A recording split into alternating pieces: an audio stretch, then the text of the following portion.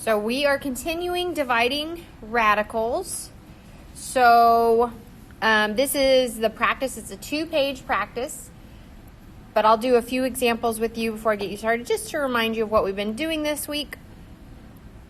So if you look at number 1, let's zoom in here, okay? It has a square root of 8 over 98. Don't forget to split them up into 2 radicals here. Okay? Now, we can go ahead and multiply both by the radical. And what we didn't do last time was simplify first. But see that square root of 98? If I multiply that by 8, I get 784. And I would have to simplify that radical. So let's just simplify square root of 98 first. So that way we're not simplifying a really, really large one. Whoops. If I can draw here. Square root of 98. Okay, it's even, so 2 goes into it 49 times. And 49 is 7 times 7. So those are the prime numbers that go into 98. Here's a pair. This 2 doesn't have a pair, so it's going to stay inside the root. So if I just rewrite this simplified, I'll have 7 on the outside and a 2 on the inside of the root in my radicand. Okay? Now I won't be multiplying by such a large number and then have to simplify a radical that looks kind of nasty. Okay, so if I multiply, I want to get rid of that radical on the bottom. So I got to multiply by that square root of 2 to the top and to the bottom, because that way it's like multiplying by 1. Oops, equals, okay. So on the top I have square root of 8 times square root of 2. That makes square root of 16. In the denominator, I still have the 7. But then square root of 2 times square root of 2 is square root of 4, which is 2. So I'm going to have 7 times 2 on the bottom. So I can actually simplify this. Square root of 16 is 4. 7 times 2 is 14.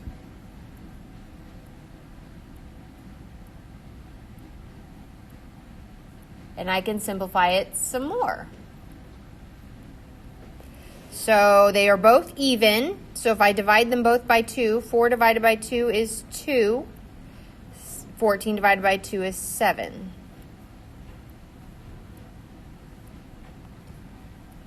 All right, let's go to another problem here. Let's just, scroll down to number 5. Just pick them at random here. All right, so again, we could simplify square root of 27 right off the bat, but it's not too big. Square root of 27 times 3 is not outrageously huge. So we will just, this time, just start off by getting rid of the radical first. So I'm going to multiply by square root of 27 over square root of 27. Okay, so in the numerator, we have a 5 times the square root of 3 times the square root of 27, which makes the square root of 81. And in the denominator, I have a 10 on the outside of that root. And then I have square root of 27 times square root of 27, which makes 27. So I multiply that 10 times 27. Okay, so let's simplify this some more. In the numerator, I have the 5. Square root of 81 is 9. The denominator would be 270. Okay, so now, again, sorry, a little more simplifying. We have, I was going to change color, but I just said change my mind. Okay, 5 times 9 is 45 over 270. And let's see. Well, we need to simplify. I can see 5 goes into both, but let's see if we can go any farther. 45 actually goes into both of them. So if I divide 45 by 45, I get 1. You have to have that 1 in the numerator. And then 270 divided by 45 is, whoa, it started erasing, sorry about that, is 6. So 1/6. Okay, let me zoom out here, find another one. Let's actually, there is 2 pages here. So let's go to, I don't know. Let's whoops, undo that, what I just did. Let's go down to 24. All right, so I want to get rid of that square root of 12. So I'm going to multiply the numerator and the denominator by the square root of 12, so that way the denominator does not have a radical. So in the numerator, I have 4, and then I have square root of 28 times square root of 12, which is square root of 336. Okay? Then, in the denominator, we have 8 times square root of 12 times square root of 12 is 12. So I have 8 times 12. Okay, so we need to do some simplifying. I have a square root of 36. Let's take it over here to the side. 336. I don't know what I just said. Okay. It's even, so 2 goes into it.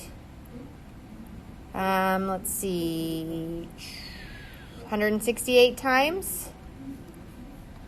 Okay, well, 168 is even. 2 goes into it 84 times. Well, 84 is even. So that'd be 42. 42 is even.